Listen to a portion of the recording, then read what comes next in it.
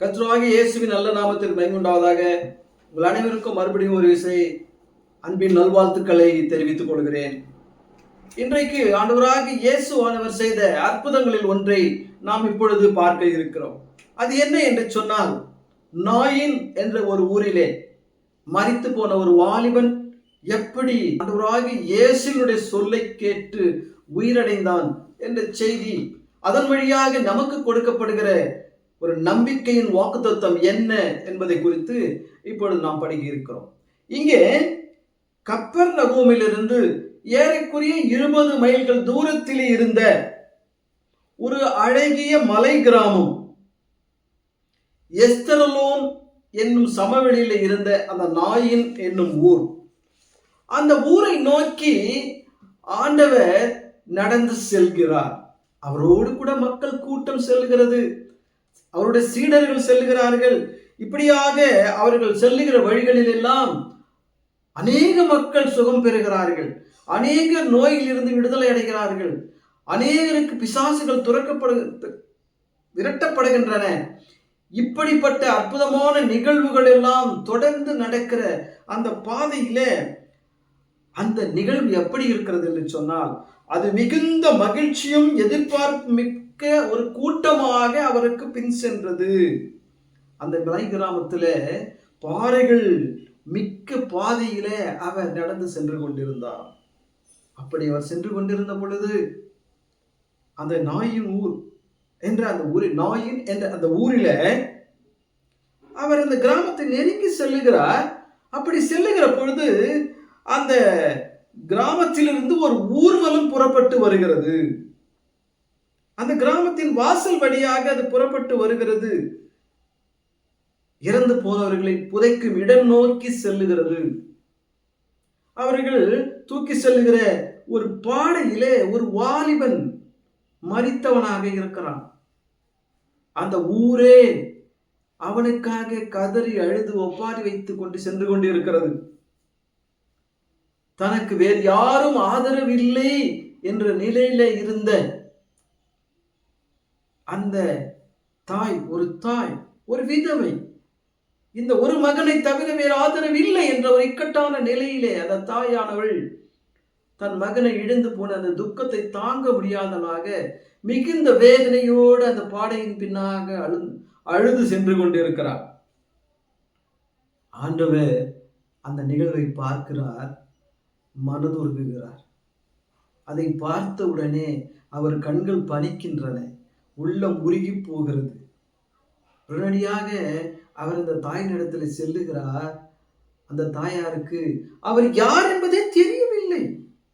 அடுத்ததாக என்ன செய்கிறார் என்பதை பார்க்கிற பொழுது அவர் மிகுந்த அனுதாபம் உள்ளவராக அந்த பாடையை போய் தொட்டு, வாலிபனை எழுந்திரு என்று ஒரு கூக்குரலை இடுகிறார்.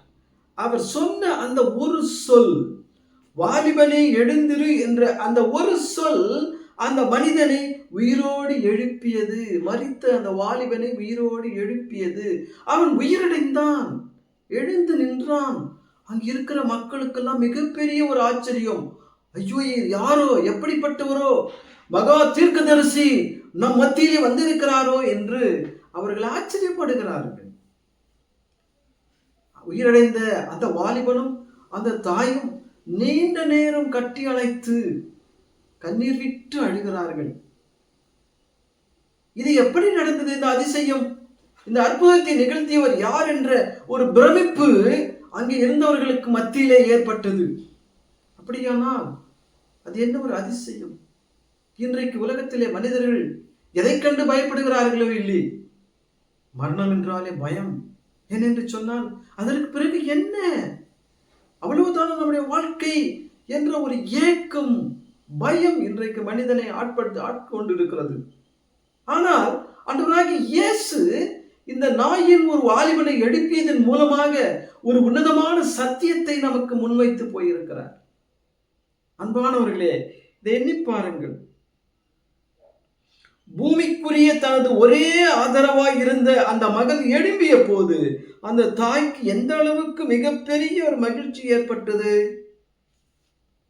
அப்படியானால் ஆண்டவராக இயேசு எப்படிப்பட்டவர்? நோய்களை எல்லாம் நீக்கி பிசாசுகளை எல்லாம் ஓட செய்கின்ற ஒருவர் அங்கே இருக்கிறார் என்பதை அவர்கள் உணர்ந்து பார்த்தார்கள். அருமையானவர்களே, ஆண்டவராகிய இயேசு மரித்தவனை கூட உயிர்த்தெழ செய்ய முடியும் என்ற ஒரு செய்தியை இந்த பாடத்தின் வழியாக நமக்கு கொடுக்கிறார். மத்தேயு 28 அதிகாரம் 18 வசனத்தில் இப்படியாக அவர் கூறுகிறார், வானத்திலும் பூமியிலும் சகல அதிகாரமும் எனக்கு கொடுக்கப்பட்டு இருக்கிறது என்று. அப்படியானால் சகல அதிகாரமும் பெற்ற ஆண்டவராகிய இயேசு நோய்களை மட்டுமா சுகப்படுத்துகிறார்? பிசாசுகளை மட்டுமா விரட்டுகிறார்? அற்புதங்களை மட்டுமா செய்கிறார்? அதிசயங்களை மட்டுமா செய்கிறார்? மரணத்தில் இருக்கிறவனை கூட அவரால் உயிரோடு எழுப்ப முடியும் என்பதே அங்கே அந்த நிகழ்வு நமக்கு கற்றுக் கொடுக்கிறது. எனவே எண்ணி பாருங்கள், பல வருடங்கள் கழிந்து போயிருக்கிறது. ஏறக்குறைய 2000 வருடங்கள் கழிந்து போயிருக்கிறது. ஆனாலும் நாம் ஆண்டவராகிய இயேசுடைய வருகைக்காக காத்து கொண்டிருக்கிறோம். இன்னுமாக அவரிடத்தில் நெருங்கி ஜீவித்து நாம் அவருக்காக காத்து கொண்டிருக்க வேண்டும். அவர் மீது நம்பிக்கை உடையவர்களாக இருக்கும் அனைவருக்கும் இப்பொழுதும் கூட அவர் உயிருள்ள ஜீவனுள்ள இரட்சகராக இருந்து நம்மை காக்கிறவராக இருக்கிறார் என்பதை நாம் ஒரு காலம் மறந்துவிடக் கூடாது. அந்த அன்னையின் துயரம் மகிழ்ச்சியாக மாறியது. நம்முடைய வாழ்க்கையிலேயோ மகிழ்ச்சி பெருக வேண்டுமா? துயரங்கள் மகிழ்ச்சியை கொண்டு வர வேண்டுமா? துயரங்கள் நீங்கி பேரின்பம் வர வேண்டுமா? அதற்கு நமக்கு இருக்கிற ஒரே வழி ஆண்டவராகிய இயேசுவின் மேல் கொள்ளுகிற அந்த விசுவாசம், அந்த நம்பிக்கை. எனவே இறந்தவர்களுக்காக சில நேரங்களிலே நாம் மிகுந்த வருத்தப்படுகிறோம். நம்முடைய உறவினர்கள், நம்முடைய குடும்பத்தை சார்ந்தவர்கள் ஒருவேளை யாராவது இறந்து போவதனால் அந்த இழப்பை நம்மால் ஏற்றுக்கொள்ளவே முடிகிறதில்லை. மிகுந்த வேதனைப்படுகிறோம், மிகுந்த துயரப்படுகிறோம். பல நாட்கள் அந்த துயரத்திலிருந்து, அந்த வேதனையிலிருந்து நம்மால் வெளியே வருகவே முடியவில்லை. ஆனால் நமக்கென்று ஒரு நம்பிக்கை இருக்கிறது. நமக்கென்று ஒரு நம்பிக்கை இருக்கிறது. மரித்தவர்கள் உயிரடைந்து வரும்படியாக தேவகுமாரன் அழைப்பார் என்ற ஒரு நம்பிக்கை நமக்கு கொடுக்கப்பட்டு இருக்கிறது. ஏன்? ஆண்டவராகிய இயேசு சொல்கிறார், மரித்தேன், ஆனாலும் இதோ சதா காலங்களிலும் உயிரோடு இருக்கிறேன். மரணத்திற்கும் பாதாளத்திற்கும் உரிய திறவுகோல்களை உடையவராய் இருக்கிறேன் என்று வெளிப்படுத்தல் 1 அதிகாரம் 18 வசனத்திலே சொல்லியிருக்கிறார். அது மட்டுமல்ல, அதனால் பிள்ளைகள் மாம்சத்தையும் இரத்தத்தையும் உடையவர்களாய் இருக்க அவரும் அவர்களைப் போல மாம்சத்தையும் இரத்தத்தையும் உடையவரானார். மரணத்துக்கு அதிகாரியாகிய பிசாசானவனை தமது மரணத்தினாலே அடிக்கும்படிக்கும் ஜீவகாலம் எல்லாம் மரண பயத்தினாலே அடிமைத்தனத்திற்குள்ளானவர்கள் யாவரையும் விடுதலை பண்ணும்படிக்கும் அப்படியானார் என்று சொல்லப்பட்டிருக்கிறது.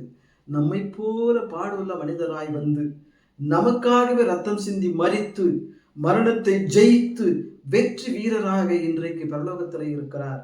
அப்படியானால் அவரை விசுவாசிக்கிறவர்கள் அத்தனை பேரும் மரணத்தை ஜெயித்து வெற்றி வீரர்களாக உலகத்தில் எழும்ப முடியும். அருமையான ஒரு வசனம் ஆண்டவராகிய இயேசு நமக்கு சொல்லி வைத்திருக்கிறார். யோவான் 11 அதிகாரம் 25 வசனத்திலே சொல்லப்பட்டிருக்கிறபடி கிறிஸ்தவ மார்க்கத்தினுடைய அடித்தளம் ஒரு நம்பிக்கையின் செய்தி என்று கூட இதை சொல்லலாம். என்னை விசுவாசிக்கிறவன் மரித்தாலும் பிழைப்பான். ஆம் ஆண்டவருடைய பிள்ளைகளே, ஆண்டவராகிய இயேசுவை நாம் விசுவாசித்தால் மரித்து போனாலும் நாம் பிழைக்க முடியும். நமக்கு நித்திய ஜீவன் உண்டு. அதை நமக்கு கொடுக்க ஆண்டவராகிய இயேசு சித்தம் கொண்டிருக்கிறார். அப்படியானால் நாம் எந்த அளவுக்கு அவரிடத்தில் இன்னும் அதிகமாக பக்தி வைராக்கியம் உள்ளவர்களாக இருக்க வேண்டும். அவருடைய வார்த்தை நமக்கு நித்திய ஜீவனாக இருக்கிறது. நாயின் ஒரு வாலிபனை மரணத்திலிருந்து விடுவித்த உயிர்த்தெழ செய்த ஆண்டவராகிய இயேசு அவர் விசுவாசிக்கிற பிள்ளைகள் ஒவ்வொருவரையும் மரணத்தின் பிடியில் இருந்து மரித்து போனாலும் கூட அவர்களை உயிரோடு எழுப்ப செய்ய முடியும் என்ற ஒரு நம்பிக்கையை இந்த நாயின் ஒரு வாலிபனுடைய உயிர்த்தெழுதல் நமக்கு கொடுக்கிறது. எனவே 1 தெசலோனிக்கர் புத்தகம் 4 அதிகாரம் 16 வசனம் 17 வசனத்தில் சொல்லப்பட்டிருக்கிறபடி கர்த்தர் தாமே ஆரவாரத்தோடும் பிரதான தூதனுடைய சத்தத்தோடும் தேவ எக்காலத்தோடும் வானத்திலிருந்து இறங்கி வருவார். அப்பொழுது கிறிஸ்துவுக்குள் மரித்தவர்கள் முதலாவது எழுந்திருப்பார்கள். பின்பு உயிரோடு இருக்கும் நாமும் அவரோடே கூட எடுத்துக்கொள்ளப்பட்டு விதமாக நாம் பரலோகத்திலே அது நித்திய ஜீவனிலே பங்கு பெறுவோம் என்று சொல்லப்பட்டு இருக்கிறது. அப்படியானால் நாம் உயிர் தெழுவோம் என்பதற்கான நம்பிக்கையின் அடையாளமாக அன்று நாயின் ஒரு வாலிபனை உயிரோடு எழுப்பி இருக்கிறார். என்ன ஒரு அதிசயம்! இந்த உலகத்தில் எத்தனை ஆண்டுகள் வாழ்ந்தோம் என்பதை விட நித்திய ஜீவனிலே காலம் காலமாக மரணம் என்ற ஒன்று இல்லாத ஒரு வாழ்க்கை வாழப்போகிறோம். அதை நமக்கு சொல்லுகிற கற்றுக் கொடுக்கிற பரிசுத்த வேதாகமம். அதை தவிர இந்த உலகத்திலே வேறு விமோசனம் இல்லை. எனவே நாம் நம்முடைய விசுவாசத்தை, நம்பிக்கையை ஆண்டவராகிய இயேசுவின் மேல் மட்டும் உறுதியாய் வைப்போமானால் நிச்சயமாகவே நாம் ஒருவேளை இந்த உலகத்திலே மரித்து போனாலும் மரணமில்லா பெருவாழ்வு நமக்காக காத்து கொண்டிருக்கிறது. பரலோக ராஜ்யம் நமக்காக காத்து கொண்டிருக்கிறது. அப்படிப்பட்ட ஒரு பேரின்ப வாழ்வை நாம் பெற்றுக்கொள்ள வேண்டுமானால் கர்த்தரிடத்தில் விசுவாசத்தில் உறுதியாக நிலைநிற்போம்.